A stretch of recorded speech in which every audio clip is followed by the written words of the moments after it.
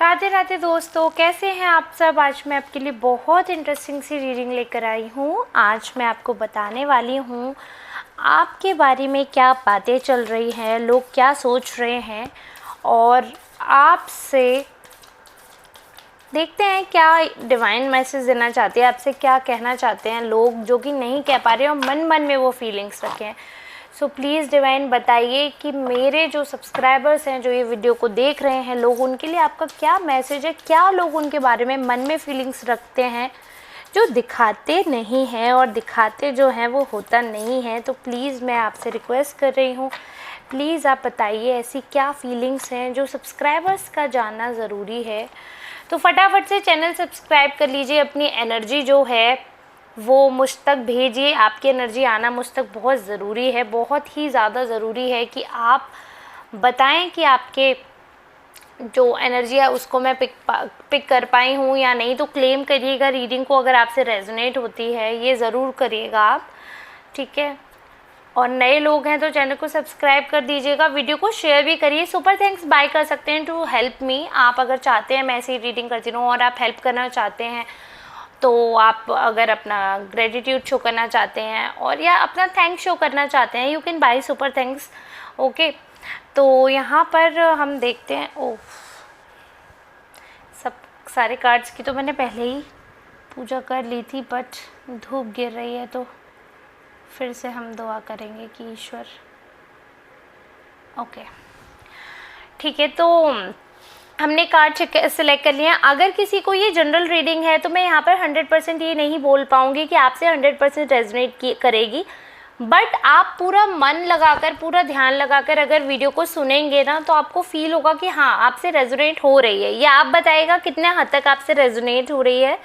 मेरी कोशिश रहती है कि आपसे पूरी तरीके से रेजोनेट हो, बट अगर आपको पर्सनल रीडिंग चाहिए जो कि 100% आपके लिए होगी, वो चार्जेबल होती है। दिए हुए नंबर पे आपको टाइटल या फिर डिस्क्रिप्शन में नंबर मिल जाएगा, उस पर संपर्क करके आप कांटेक्ट करके पता कर सकते हैं रीडिंग के क्या चार्जेस हैं, ठीक है। तो अब हम शुरू करते हैं आज की रीडिंग को। यहाँ पर देखिए, लोग आपके बारे में जो फीलिंग्स रखना ना कहीं काफ़ी लोग हैं उनके मन में आपसे बहुत ज़्यादा कंपटीशन है, बहुत ज़्यादा, पर वो शांत रहते हैं। फीलिंग्स जो है उनके मन में वो पूरी तरह शो नहीं करते हैं, वो अंदर अंदर वो चीज़ें रखते हैं। बहुत चीज़ें उनके मन में चल रही हैं बट वो आपको बताते नहीं हैं। वो आपको बहुत स्ट्रॉन्ग कंपटीशन मानते हैं और आपकी जो एग्जिस्टेंस है ना वही उनसे पचती नहीं है। वो बहुत सारी चीज़ें जो हैं उसको बस बर्दाश्त कर रहे हैं। कुछ ये समझिए कि बस सच में बर्दाश्त ही कर रहे हैं वो। तो आपसे इतना ज़्यादा कॉम्पिटिटिव होना, इतना ज़्यादा आपको कंपटीशन मानना कि उनका सर्वाइवल मुश्किल हो जाए, इस हिसाब का उनका एटीट्यूड होना काफ़ी ख़तरनाक दिख रहा है मुझे। जो शांति होती है ना, अभी वो कोई एक्शन नहीं कर रहे। ये समुद्र में जो शांति होती है ना, तूफ़ान का संदेश देती है। तूफ़ान से पहले वाली शांति है ये, क्योंकि वो अपने आप को रिवाइव कर रहे हैं, वो अपनी एनर्जी को ना ग्रो कर रहे हैं, अपनी एनर्जी को स्ट्रॉन्ग कर रहे हैं। काफ़ी डल एनर्जी में थे पहले, अब बहुत स्ट्रॉन्ग एनर्जी में वापस आ रहे हैं। बहुत आपके बारे में बहुत ही ज़्यादा स्ट्रॉन्ग ओपिनियन है उनकी, बहुत ज़्यादा, ठीक है। आपको वो एक ऐसा पर्सन मानते हैं जो वक्त के साथ खुद को बदल सकता है। काफ़ी अपडेटेड पर्सन हो आप, ऐसा वो बिलीव करते हैं कि आप में वो इंटेलिजेंस है, आप में वो माइंड है, आप में वो दिमाग है कि आप ये फील कर सकते हैं, ये मान सकते हैं, कि ये समझ सकते हैं कि किस समय पर क्या कहना चाहिए, क्या करना चाहिए। आप अपने एग्जिस्टेंस को दूसरों से अलग कैसे कर सकते हैं, वो कला है आप में। लोग ऐसा मान रहे हैं, ऐसा सोच रहे हैं कि आपकी जो प्रेजेंस है ना वो सबसे अलग हटके है। आपका जो माइंड है वो काफ़ी अलग है, आप सबको साथ लेकर चलने की हिम्मत रखते हो और वो एटीट्यूड जो है आपका वो आपको सबसे अलग करता है। क्योंकि काफ़ी लोग ना भेड़ चाल में तो चलते हैं लेकिन वो सबको साथ लेकर नहीं चलना चाहते हैं। भेड़ चाल और साथ लेकर चलने में डिफरेंस है। अगर एक गलत रास्ते पे भी भेड़ चाल में बस सब जा रहे हैं तो हम भी उस रास्ते पे जाएंगे, वो चीज़ आप नहीं करते हो। आप भले ही अलग रास्ता चुनते हो बट आपके जो अपने साथी हैं उनका मरते दम तक आप साथ नहीं छोड़ने के इरादे रखते हो। काफ़ी ज़्यादा, भले ही आपके वाइब मैच हो या नहीं हो, इनफैक्ट आपकी बिल्कुल पर्सनैलिटी डिफरेंस है, बिल्कुल। काफ़ी लोग ऐसे हैं आपकी लाइफ में जिनसे बिल्कुल आपकी पर्सनैलिटी नहीं मिलती। वो बहुत ज़्यादा एंगर इशू वाले, और काफ़ी आपकी वाइफ आपकी वाइब जो है वो मून की तरह है, उनकी वाइब जो है वो सन की तरह है, वो ईगोइस्टिक है, वो रियलिस्टिक है, आप भी रियलिस्टिक है, बट कहीं ना कहीं काफ़ी ड्रीमी वर्ल्ड में आप रहते हैं, काफ़ी इमोशनल हो जाते हैं आप, और लोगों के प्रति आपका झुकने का भी रीज़न यही है कि आप बहुत शांत हैं, लेकिन आपका इमोशन है ना वो आपको लेकर डूब जाता है, क्योंकि काफ़ी ऐसे लोग हैं जो आपका फ़ायदा उठाते हैं। ये भी सोच रहे हैं लोग जो है आपके आसपास के, वो ऐसा सोच रहे हैं कि आप है ना, आप इतने इमोशनल पर्सन हो, आप सबको वो स्पेस देते हो, वो हक, वो अधिकार प्रोवाइड कर देते हो कि वो उसका आपका मतलब बुरा करके, आपके बारे में बुरा सोच कर वो ऐसा कर लेते हैं आपका यूज़। तो यहाँ पर आपके बारे में काफ़ी चीज़ें लोग जो हैं वो सोच रहे हैं, ठीक है। तो आपकी जो स्ट्रेंथ है उसको तो लोग बहुत अच्छी तरह जानते ही हैं, और ये भी जानते हैं कि आप जो खुद को ट्रांसफॉर्म कर रहे हो, तो आपके एनिमीज़ ऐसे सोच रहे हैं कि उनको वक्त के साथ साथ ट्रांसफॉर्म करना पड़ेगा टू मैच योर एनर्जी, क्योंकि आप अपने जो आपके दूसरे साइड के लोग हैं जिनसे आपकी नहीं बनती है, आप उनके साथ भी कॉप अप कर लेते हो। मतलब आपकी जो प्रेजेंस ऑफ माइंड है वो इतना है, आप खुद को सबसे स्टैंड आउट कैसे दिखाते हो, to be friends with your enemies also. मतलब आपके मन में कोई मैल नहीं रहता है, यू डोंट होल्ड ग्रजेस, जो भी बात होती है आप क्लियर हो जाते हो। इमोशंस आपके बहुत ज़्यादा हैं, बहुत इमोशनल हो आप, तो ये हो जाता है कि कई बार आप हावी आपके इमोशंस आप पर हो जाते हैं, तो आप फीलिंग्स जो हैं उनको बोल देते हो, बट ये चीज़ ना आपके एनिमी शांति से ऑब्जर्व कर रहे हैं आपके बारे में, और उनको ना कुछ ऐसा लग रहा है, क्योंकि देखो जो जैसा होता है ना वो वैसा ही सोच सकता है, ये हमेशा याद रखना। ये लोग इंसान मन के काले हैं ना, तो ये यही सोचते हैं कि अगर आप कुछ पॉजिटिव कर रहे हो तो ज़रूर उसके पीछे कुछ ना कुछ रीज़न होगा, ज़रूर उसके पीछे कुछ ना कुछ आपकी मंशा होगी, क्योंकि कोई इतना अच्छा कैसे हो सकता है। तो ये ऐसा इसलिए सोच रहे हैं because they are not that good, और उनके मन में वो डाउट्स रहते हैं, उनके मन में वो चीज़ें हैं, they are not that good, तो इसलिए वो ऐसा सोच रहे हैं, ठीक है।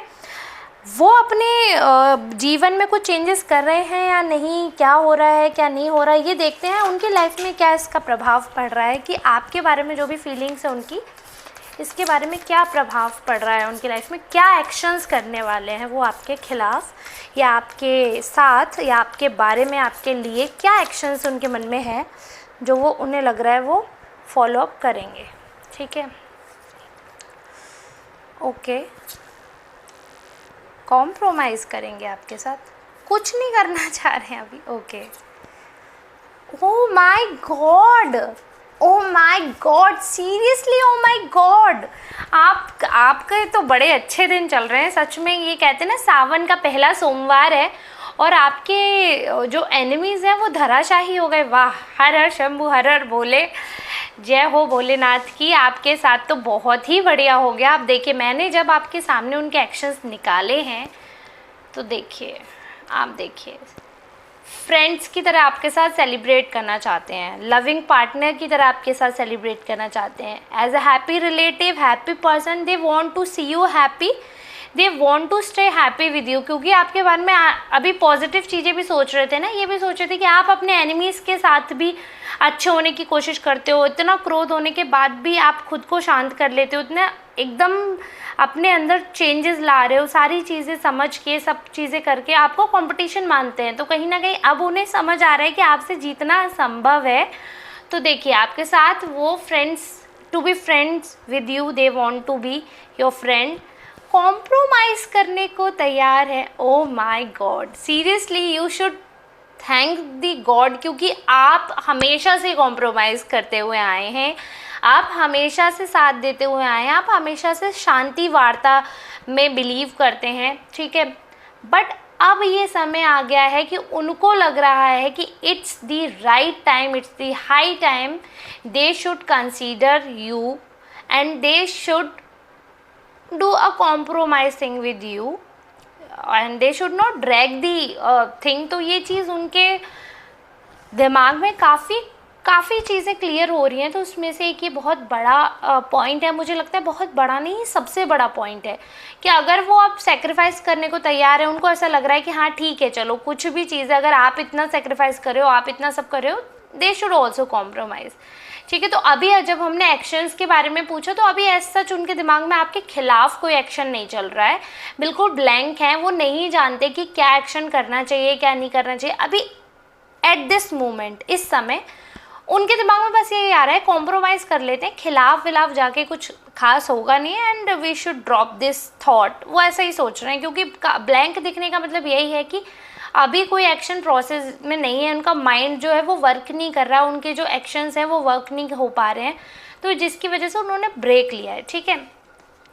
दूसरा, उनको लग रहा है जो भी उनका ब्रेक डाउन था, जो भी उनके इमोशंस थे, जो भी उनके फैसले थे, उन चीज़ों के हम रेस्पेक्ट करते हुए ये चीज़ समझनी होगी हमको, ये चीज़ माननी पड़ेगी हमको कि वो चीज़ों को ना पहले सही तरह से जोड़ रहे हैं।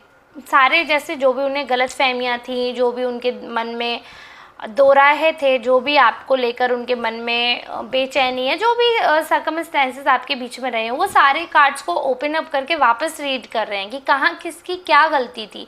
वो जो नैरेटिव एक सेट किया गया था उनके दिमाग में, उन्होंने खुद से जो नैरेटिव सेट कर दिया था, now they are trying to break that narrative. और ये ब्लैंक होने का मतलब यही है, वो पूरी कहानी को सेट कर रहे हैं, कंप्लीट जो नैरेटिव था उसको चेंज करके वापस से अच्छे परसेप्शन के साथ, क्योंकि उनके थॉट्स अभी आपके लिए बदले हैं, पॉजिटिव हुए हैं, तो वो सारा नैरेटिव चेंज करने के फिराक में है। पूरा एक प्रोसीजर उन्होंने किया है, सारे एस्पेक्ट देखे। अब तक वो एक ही एस्पेक्ट देखते थे, अभी उन्होंने दोनों एस्पेक्ट देखे, from your POV and from their POV. उनके पॉइंट ऑफ व्यू और आपके पॉइंट ऑफ व्यू को जब उन्होंने मैच किया, मिक्स किया, तो उनको एक अलग स्टोरी जो कंप्लीट होती हुई नज़र आ रही है, जो अलग चीज़ है, जो अलग थॉट है, वो उनको कंप्लीट आ रहा है। उनको दिख रहा है कि कुछ और थी कहानी, जो इन्होंने जोड़ बुन करके करी कुछ और थी, जो बातों में आकर, जो चीज़ों में आकर, सारी चीज़ों में आकर, मतलब जो कहीं ना कहीं ये भड़कते थे, चीज़ें ख़राब करते थे, आपसे जलते थे, आपसे परेशान होते थे, इरिटेट होते थे,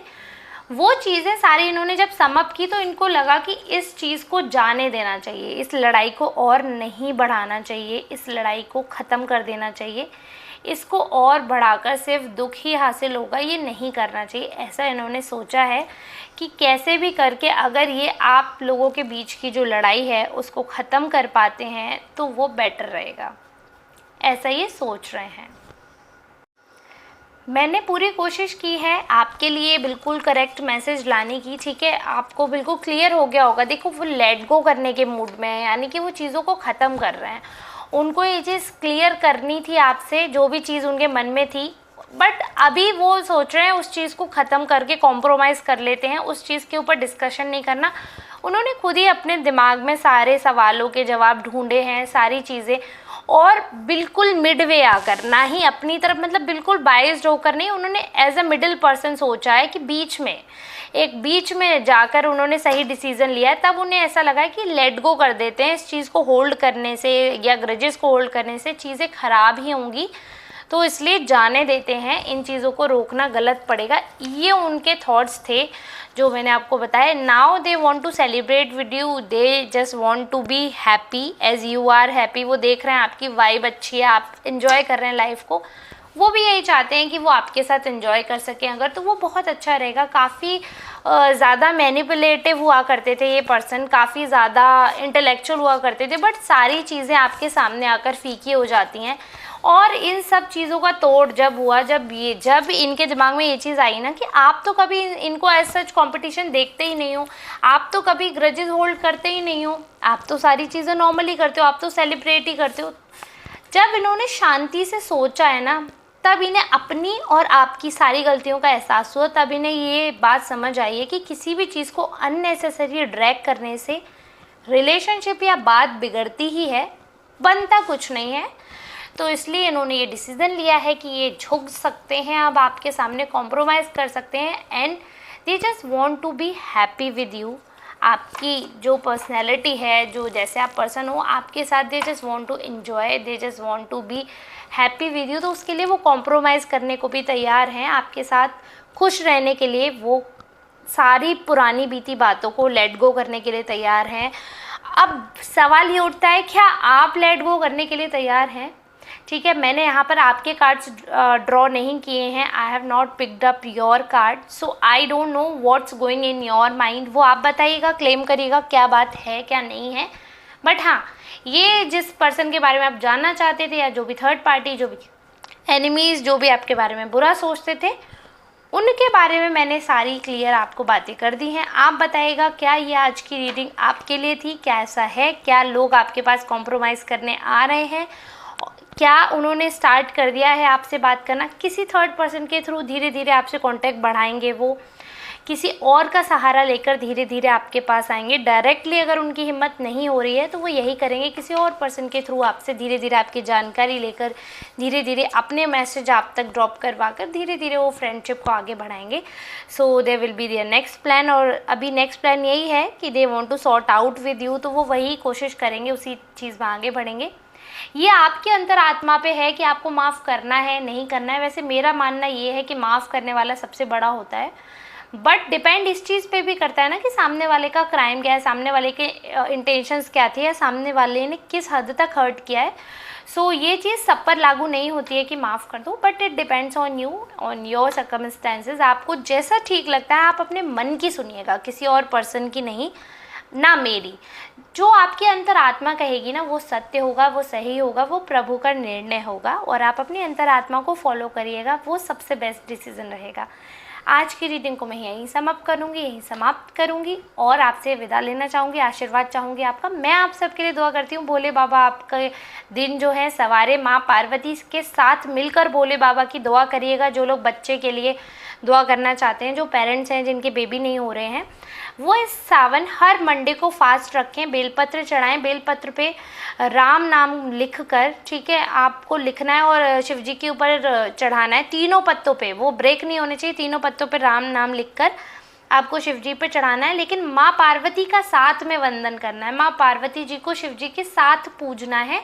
जो लोग बच्चे के लिए ड्रीम कर रहे हैं तो उनको आप ये समझिए, होपफुली इस साल आपको खुशखबरी जो है वो ब्लेसिंग मिल सकती है। लेकिन आपको माँ पार्वती के साथ उनकी पूजा करनी पड़ेगी, केवल सेपरेट शिव जी की नहीं करनी, दोनों की साथ में। माँ पार्वती जी को पहले मनाइए, जिनको बच्चे चाहिए माँ पार्वती जी को पहले मनाइए, उनको पहले पूजिए, फिर शिव जी को पूजिए, फिर देखिए आपकी कैसे मनोकामना पूरी होती है। क्योंकि माँ जो है ना, वो तो माँ का दर्द जानती हैं, तो वो सारे काम बना देंगी। ये मैं माँओं के लिए स्पेशल बता रही हूँ। बाकी सावन के महीने का पहला सोमवार है, बहुत बहुत आप सबको बधाई, और सब पे शिव जी की कृपा रहे। चलिए ठीक है, विदा लेती हूँ, मिलते हैं नेक्स्ट रीडिंग में। तब तक के लिए आप सबका बहुत बहुत धन्यवाद। राधे राधे।